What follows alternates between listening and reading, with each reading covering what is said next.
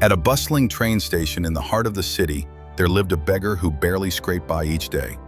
Every morning he would appear beside the carriages, weaving through the rush of passengers, holding out his hand for a few coins. His life was a loop of rejection, shaken heads, fleeting glances of pity, and now and then, the clink of a coin in his rusty tin can.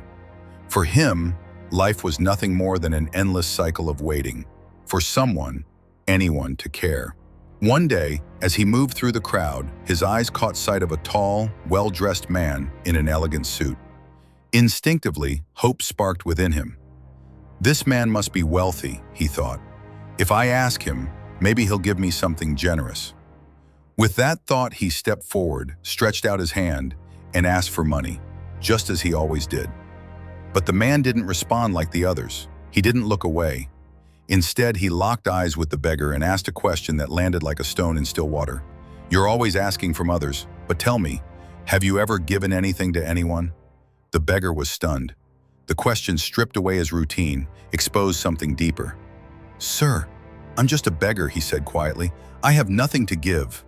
The man's tone was calm but firm, like someone offering truth, not judgment.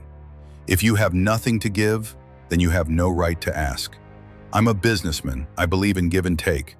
If you want something from me, offer me something in return." And with that, the man boarded the train and vanished into the crowd, leaving the beggar motionless on the platform. His words echoed, louder than the train's whistle, sharper than the cold air. No right to ask. For the first time in years, the beggar didn't know what to feel. The next 2 days passed in a haze. He didn't beg, he didn't move much. His thoughts were consumed by one lingering question. Do I truly have nothing to give? That doubt crept into his soul, not to break him, but to wake him. And slowly, something stirred. A desire to change, a flicker of possibility. On the third day, while sitting in his usual spot, he noticed something he hadn't seen before. Just beyond the tracks, wildflowers were blooming. Small but bright and defiant, growing freely despite the chaos. Something about them moved him. For the first time in a long while, he felt hopeful. If I have nothing else, maybe I can offer these, he thought. A flower in return for kindness? The idea thrilled him. With newfound purpose, he plucked a few blossoms and held them carefully. That day, when someone dropped a coin into his cup, he offered a flower in return.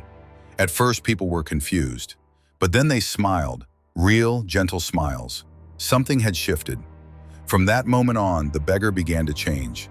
Each morning, he searched for fresh flowers near the station. His inventory, as he began to think of it. Wild daisies, soft weeds, whatever nature gave him, he took with care. Then he'd return, ready to meet people not just with an open hand, but with something to offer. And as he gave, he received more. Not just coins, but smiles, connection, warmth. What started as a small gesture became a bridge between him and strangers. He was no longer invisible. Over time, he realized something powerful. On days he had flowers, people gave more. But on days without them, fewer stopped. That's when he understood a truth deeper than any he'd known. The more I give, the more I receive. He no longer saw himself as a beggar. He was creating something, offering gratitude, bringing joy. And through that, he found dignity. Every flower he handed out was a symbol of his transformation. Every smile he received was proof he mattered. All of this because of one encounter, one sentence, one challenge that pushed him to become more than he thought possible. One afternoon, as he walked through the train carriages, exchanging flowers for coins, he saw a familiar face. His heart skipped a beat. It was him, the same man, the one who had spoken those words. Without hesitation, the beggar approached, eyes glowing with pride. "Sir," he said, voice steady, "today I have something to offer you. If you give me something, I'll give you these flowers."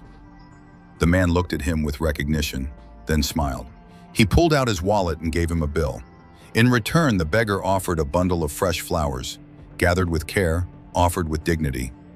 "You've become a businessman," the man said warmly, "just like me." Those words lit something in him again.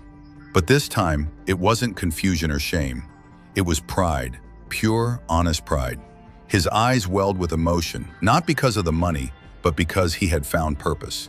a reason to stand tall. As the train doors opened, he stepped onto the platform, looked up at the sky, and declared with all his heart, "I'm not a beggar anymore. I'm a businessman. I can be wealthy too." People turned to look, some laughed, others shook their heads, but none of them knew. At that exact moment, a man had changed the course of his life. After that day, the beggar was never seen at the station again. 6 months later, on another train, two men in suits sat across from each other. One glanced at the other, then paused. "Have we met before?" he asked. The other man smiled. "Yes, twice in fact." And he told his story, from the days of begging to giving flowers to opening his own flower shop. As the story unfolded, the man across from him listened, stunned.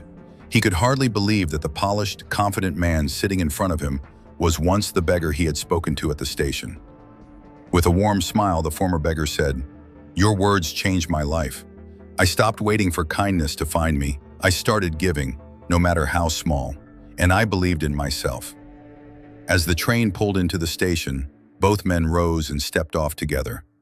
No longer strangers, just two businessmen walking side by side, forever changed by a single conversation.